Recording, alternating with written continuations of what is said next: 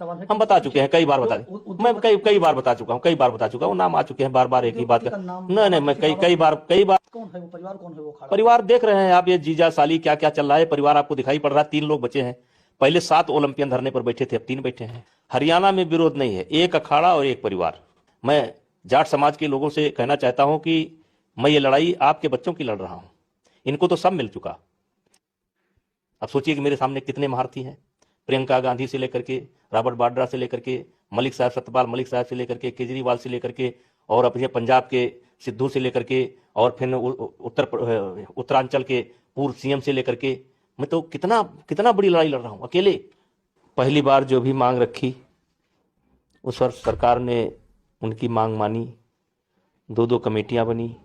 उनके कहने पर एक उन्हीं का आदमी उस जांच कमेटी में शामिल किया गया। उस कमेटी के माध्यम से उनको प्रतिदिन के घटनाक्रम की सूचना चलती थी। उन्होंने इंतजार भी नहीं किया और दोबारा धरने पर आ गए। अब सुप्रीम कोर्ट गए, सुप्रीम कोर्ट ने कहा एफआईआर दर्ज कर लिया जाए। एफआईआर दर्ज हो गई, दिल्ली पुलिस जांच कर रही है, तो जांच की प्रतीक्षा करनी चाहिए। अब जब वो नहीं जांच की प्रतीक्षा कर रहे हैं तो उसमें हम उनकी क्या मदद कर सकते हैं? नहीं, हम एक खुली पॉलिसी लेकर के आए हैं कि नेशनल में जो पार्टिसिपेट करेगा, नेशनल या ओपन नेशनल या चोट हो गेम के समय, तो उसको कैंप में रखा जाएगा। और इंटरनेशनल टूर्नामेंटों के लिए भी एक स्पष्ट पॉलिसी लेकर के आए, उसी का विरोध है। शुरू में तो उसी का विरोध था, लेकिन ये विरोध अब उससे आगे बढ़ गया है। अब ये सरकार का विरोध है, मोदी जी का विरोध है, और जितने ऐसे लोग हैं जो कई वर्षों से मोदी जी को घेरने का प्रयास कर रहे हैं, उनका ये मंच बन गया है। फिर भी मैं कहना चाहूंगा कि इनको सुप्रीम कोर्ट पर भरोसा करना चाहिए। हमें सुप्रीम कोर्ट पर भरोसा है, दिल्ली पुलिस की जांच चल रही है। अगर बाद में सवाल उठावें तो अभी ये सवाल उठा करके सुप्रीम कोर्ट जा सकते हैं और देश की किसी भी एजेंसी से मेरा जांच करा सकते हैं, इस प्रकरण की जांच करा सकते हैं। नहीं, हरियाणा में विरोध नहीं, हरियाणा में विरोध नहीं है। अभी एक नेशनल हमने कराया था, आपने देखा होगा, 300 कुछ बच्चे हरियाणा के पार्टिसिपेट किए हैं। हरियाणा में विरोध नहीं है, एक अखाड़ा और एक परिवार। कौन है वो परिवार, कौन है वो खाड़ा? परिवार देख रहे हैं आप, ये जीजा साली क्या क्या चल रहा है, परिवार आपको दिखाई पड़ रहा है। 3 लोग बचे हैं, पहले 7 ओलंपियन धरने पर बैठे थे, अब 3 बैठे हैं। 7 या 9 बैठे थे, 3 बैठे हैं। पहलवान इनके सपोर्ट में आ नहीं रहे हैं। अब इन्होंने खाप पंचायत को आमंत्रित किया, भ्रमित करने का काम कर रहे हैं, अपने समाज को भ्रमित करने का काम कर रहे हैं। मैं जाट समाज के लोगों से कहना चाहता हूं कि मैं ये लड़ाई आपके बच्चों की लड़ रहा हूं, इनको तो सब मिल चुका, इनको तो सब नवाजा जा चुका है। पद्मश्री इनके पास है, अर्जुना अवार्ड इनके पास है, द्रोणाचार्य इनके पास है, भारत रत्न इनके पास है।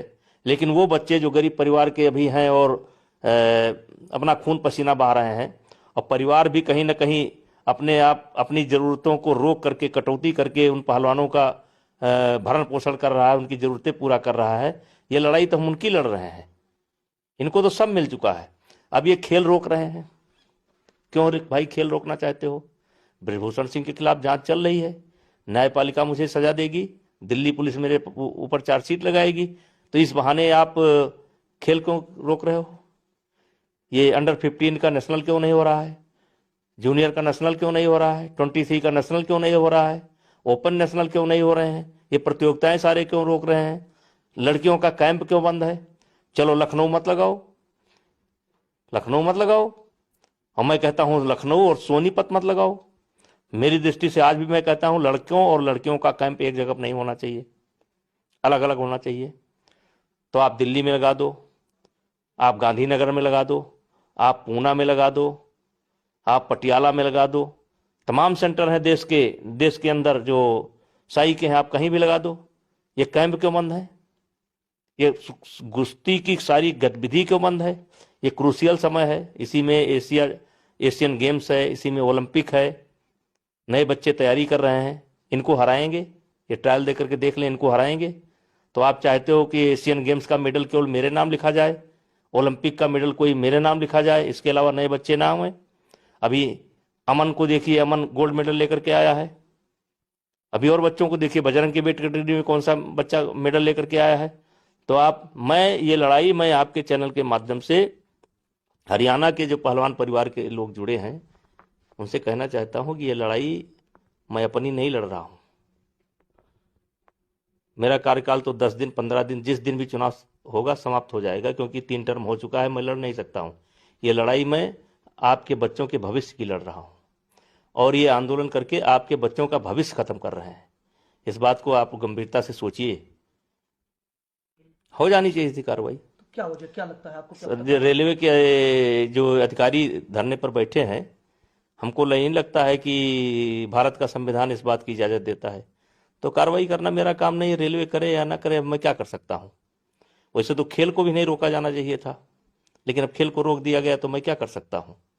चुनाव को भी नहीं रोका जाना चाहिए था, रोक दिया गया तो मैं क्या कर सकता हूं। कैंप भी नहीं रोका जाना चाहिए था, रोक दिया तो मैं क्या कर सकता हूं। मैं तो अकेले इतनी बड़ी फौज से लड़ रहा हूं।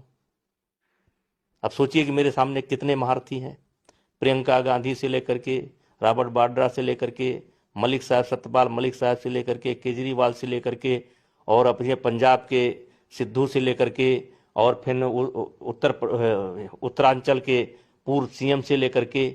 मैं तो कितना कितना बड़ी लड़ाई लड़ रहा हूं अकेले। राजनीतिक दल उसी ने राजनीतिक दलों को बुलाया, फिर उसी ने राजनीतिक दलों को बुलाया। अब ये मंच बदल गया है, ये शाहीन बाग की तर्ज पर, या आप कह सकते हैं कि किसान आंदोलन की तर्ज पर धीरे धीरे आगे बढ़ रहा है। कुछ लोगों ने गलती की है।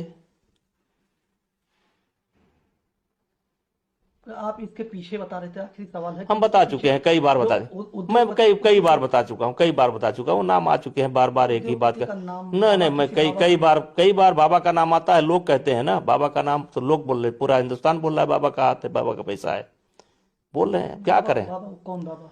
चलिए भाई, बहुत बार आ चुका है, क्यों मुझको, कई बार आ चुका है।